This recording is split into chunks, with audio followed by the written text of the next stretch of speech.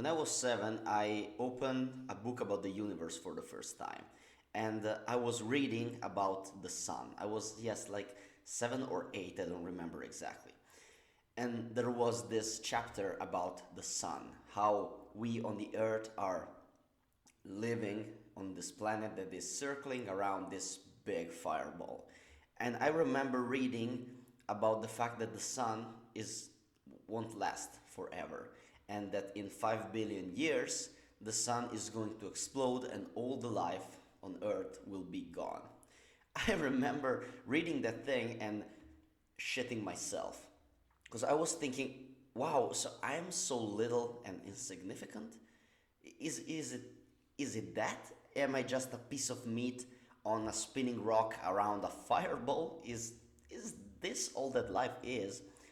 And sometimes, even today, when I start to be by myself and start thinking, it's absurd for me thinking about life, okay? Because most of the reality that we live in is just what we observe and what we agree on as a collectivity of humans is just so absurd. And if you're watching this video, if you haven't clicked off yet, you probably have the same feeling as I am, okay? Logically, there is no reason, there is no meaning, inherent meaning in our day-to-day life. I know it, you know it probably. And if you're watching till this point, it means that you are the kind of audience that I want to reach. And the fact is, I want to explain you one thing. We as humans, we are not evolved to live in our modern days, okay? We are born as monkeys in the Africa, okay? And we were born as biological creatures with just one purpose, two purposes, exactly, surviving and reproducing. And our bodies, our minds, doesn't really evolve till that ancient times, but the environment around us changed really, really fast, and our brain doesn't have the chances to catch up. So we increased our brain power, we changed the environment around us during the ages in order to make it more fit for our survival. But the problem is that once the goal or the purpose of our existence, which was keep existing, keep surviving, becomes granted, because think about it, we can grab food at the supermarket, we don't have big life threats, at least that you're not living in war zone, which I hope it's not your case, but I mean, existence and survival is nearly granted. With advancement in medicine, we are able to live until 90, until 100 of years, all right? Survival is nearly guaranteed, okay? There is no big struggle, at least in the modern first world, like Europe, America, I'm talking about those countries. There's no big struggle for food or water. And safety, all of these things are kinda done. As a result, our consciousness, we just absolve these primary needs. But now other needs are start to emerging. This is what Abraham Maslow found out. Okay? Once you have your biological needs satisfied, you start to get more deeper questions. Instead of thinking where I can find food, where I can find water, how can I go at the end of this day, we start to have other deeper questions. Questions like, who am I as an individual? What is my purpose on this earth? Why am I walking on this earth? Is there any inherent meaning to my existence? Why am I here? Is my presence truly important? And logically trying to answer these questions can be really anxious provoking, could be really difficult to answer logically these questions. So we have different coping mechanisms, at least that's what I believe. We have a lot of coping mechanisms to help us divert from this endless rumination. So once we start to disperse our thinking, trying to solve these questions, coping mechanisms trying to arise. And if rumination starts to make our mind into disordered state with all of these random questions popping up, the coping mechanism helps us to close our mind and narrow it to a precise focus. And I identified 14 coping strategies from worst to most effective to coping with this kind of feeling, and I hope that this could be useful to you. First of all, I made a tier list to make it kind of more YouTube engaging, more fun. The first tier is self-destructing coping mechanisms, so things like gambling, drugs, alcohol, and other addictive substances.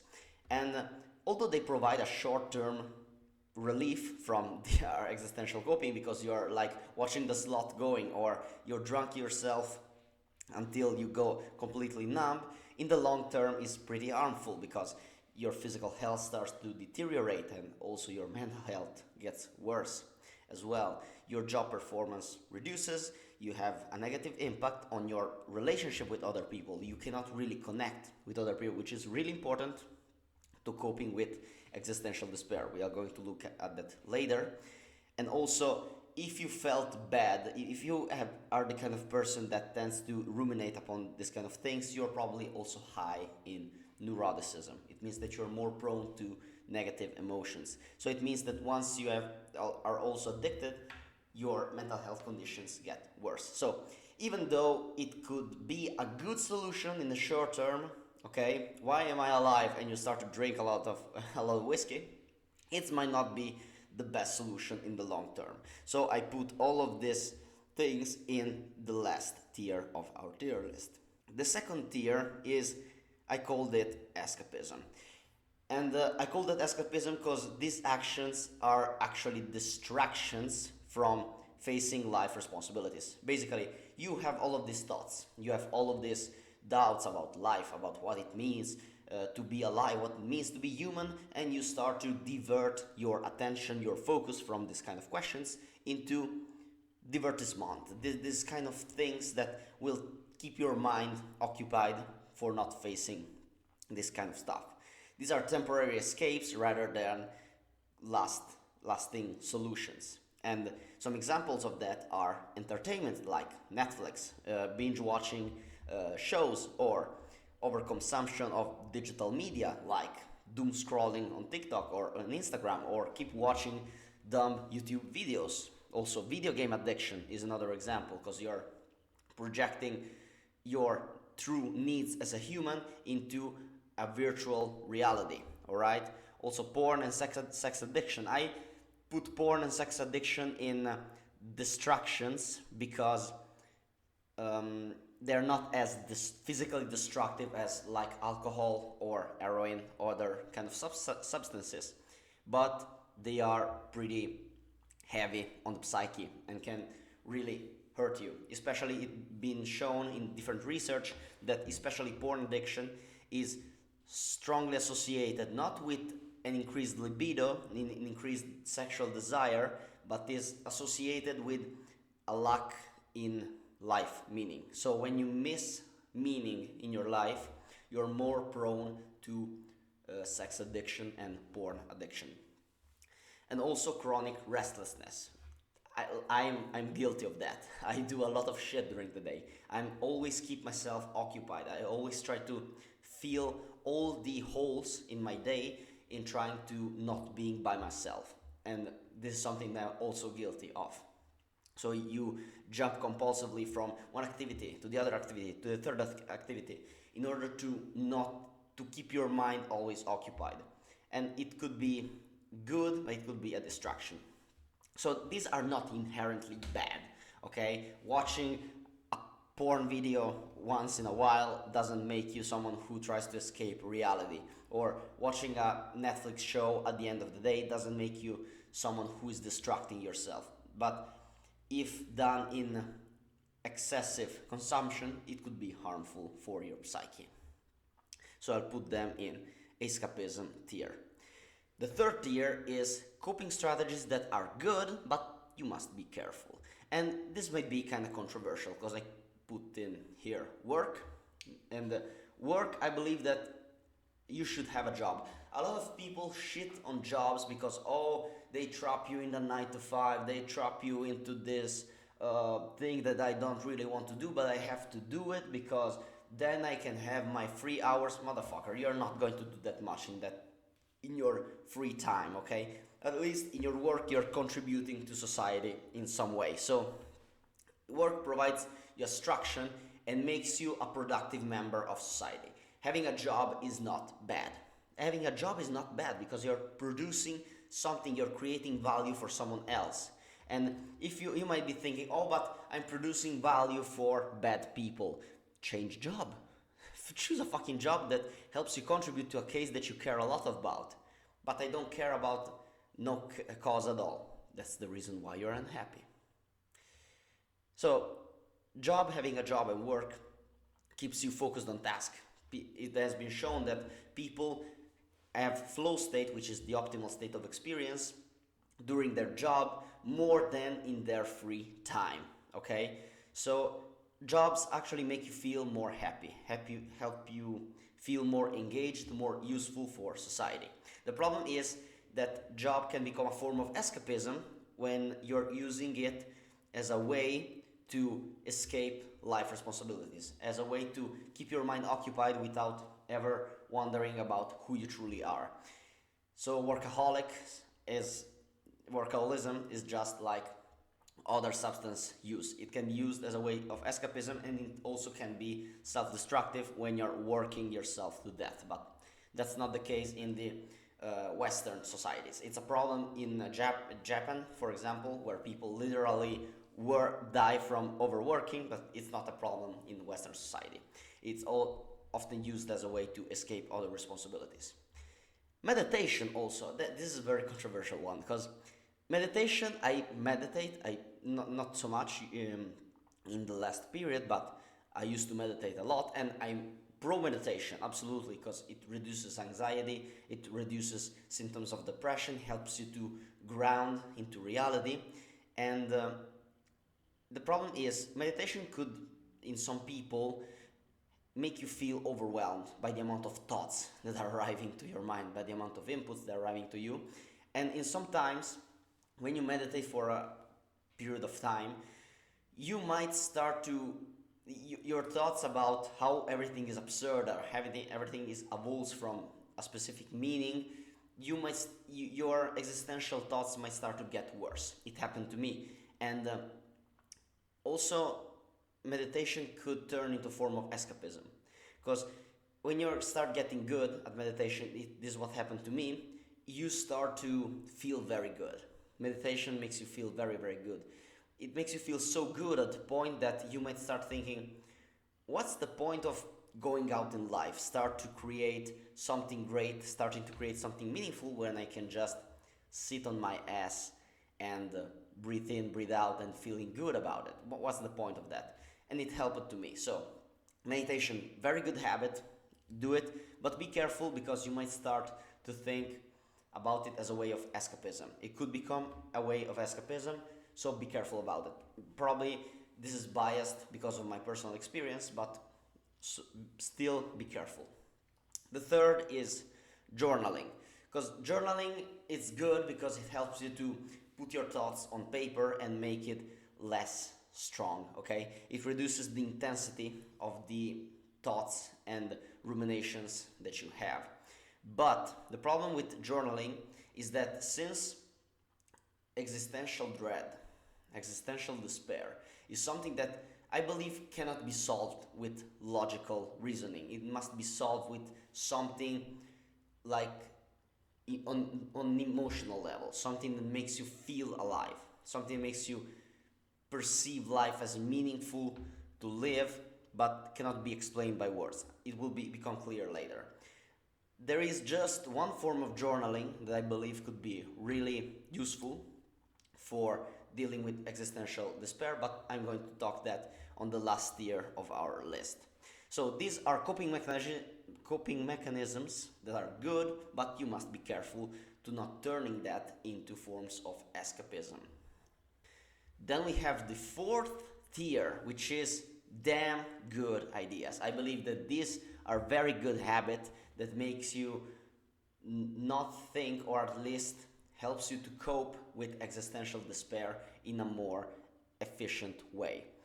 The first is heavy physical exertion, so activities like weightlifting, judo, martial arts, wrestling, also yoga, alright, swimming, running, whatever makes your heart beat, your arteries pumping up, and sweat.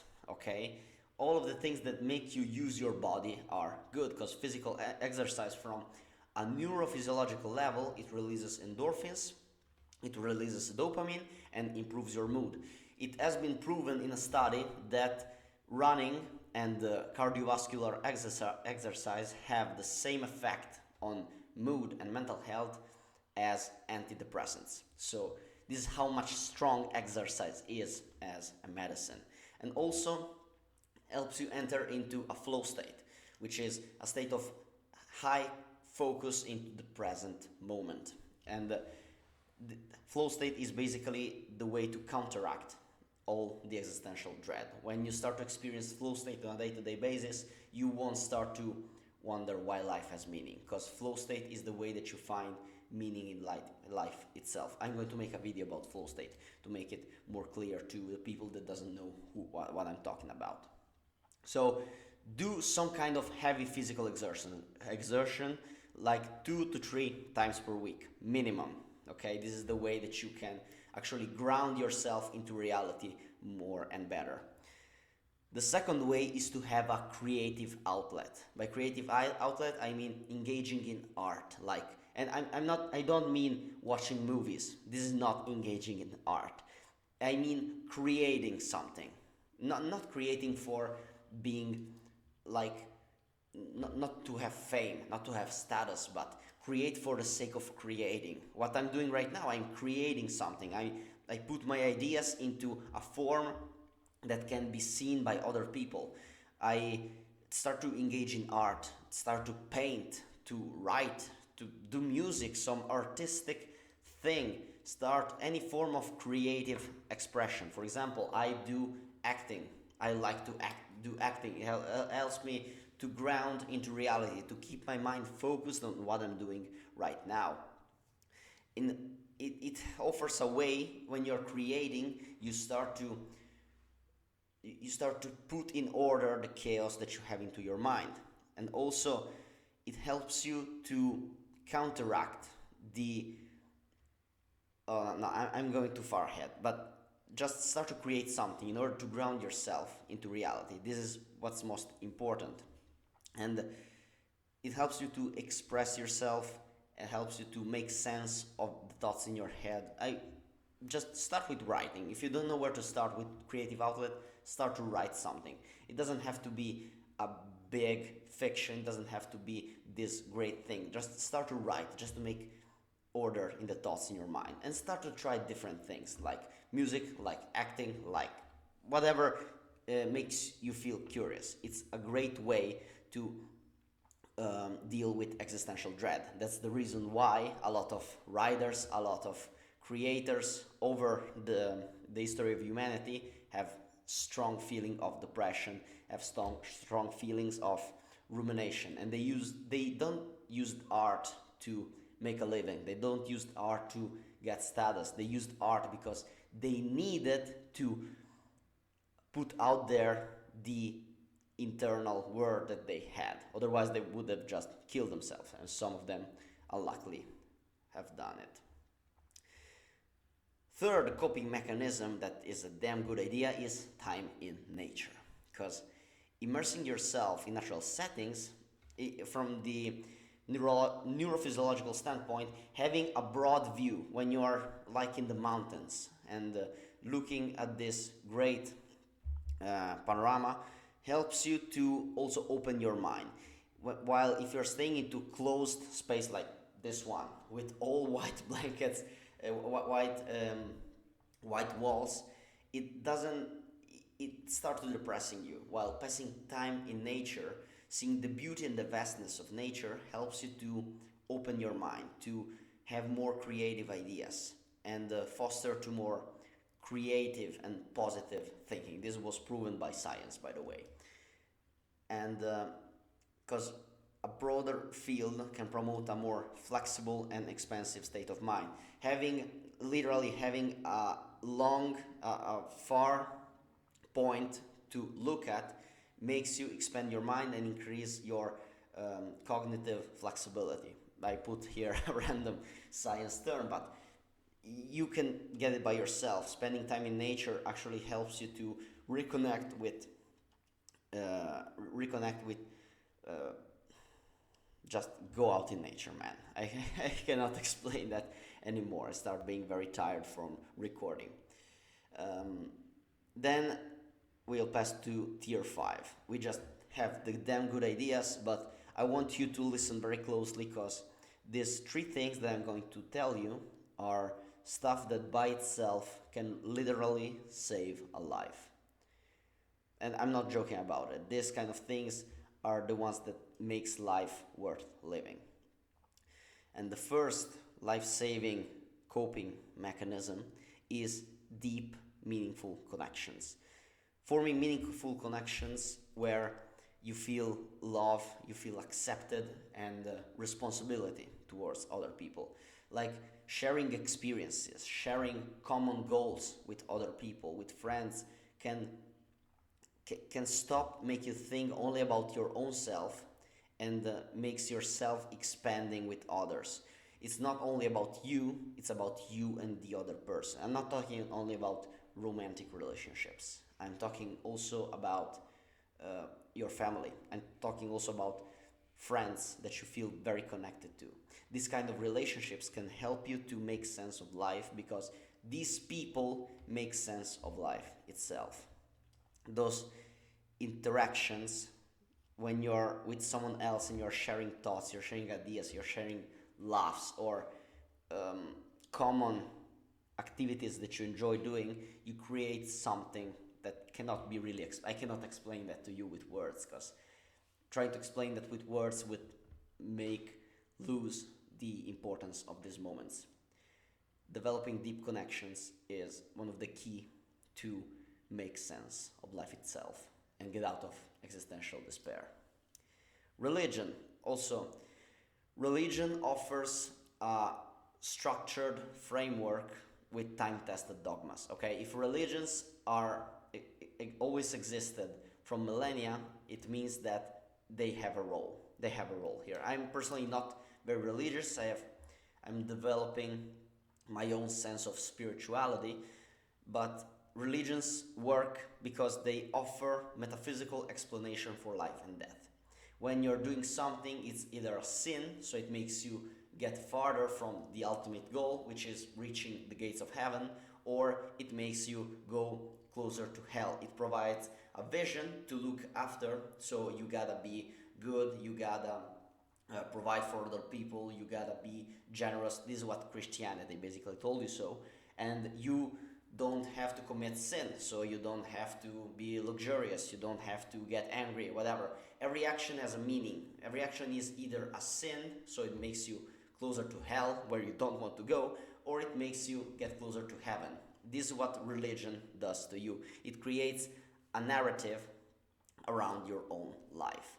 And it can also offer immense support during challenging times and feeling a void that a rational explanation might not be able to fill.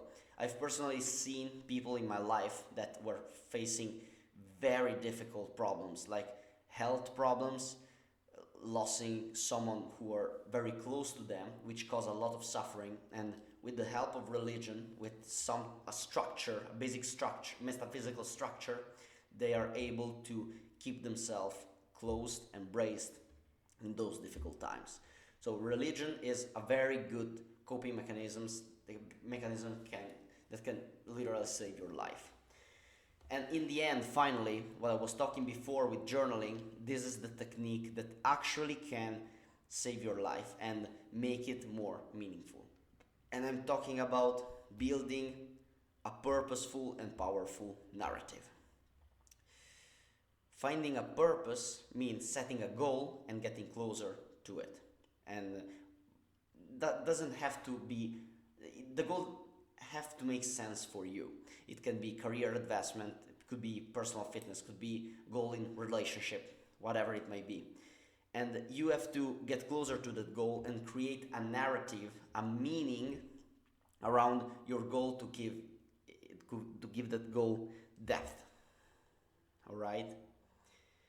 Because that narrative transforms mundane action into a larger and more compelling life story. Because if you think about stories, if you think about what really inspires you, what also builds who you are as a person, are the stories that you consume from the media, from what your parents told you so, from what other people told you so, what you see on like social media every day. Everything is a story. The myths that we consume, also these are stories. And stories transcend, they pass you lessons that cannot be passed in a logical way. All right?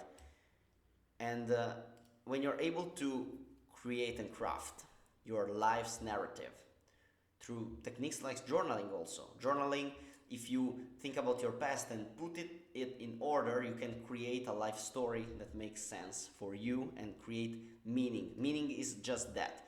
People, I was also always very confused when I saw people online talking about, oh, what meaning is, what purpose is. Purpose is simply setting a goal that is important for yourself for some kind of reason and keep following it. Meaning is the narrative behind you following that goal. It's that simple. It's the story that you told yourself of your mundane day-to-day actions. And if you are able to do that, you will create the story of your life. And every moment of happiness, every moment of despair will make sense. And these are the tier 5 life-saving coping mechanisms: deep connections, religion, and building a purposeful and powerful narrative. Final note and takeaway. What I want to convey you with this kind of ironic tier list is that action is what counter existential depression. Action and engaging into challenges and things that will make you maybe feel a little bit anxious will help you to ground into reality and stop wandering into endless rumination. You gotta engage with the world. You gotta accumulate experience and create meaning in the path forward. So create a narrative on what you're doing on a day-to-day basis. And if you're feeling like this absurdity in the world, you're not alone. I have this feeling like once per week. It's normal. It's normal, but you need to take more action. You need to experience more feelings in the world. Because if you want to make sense of the world just by your brain power, you will not be able to do that. You gotta engage actively in the coping mechanism that I told you so. I already talked enough. I hope that this video was useful. Remember to aim upward as always.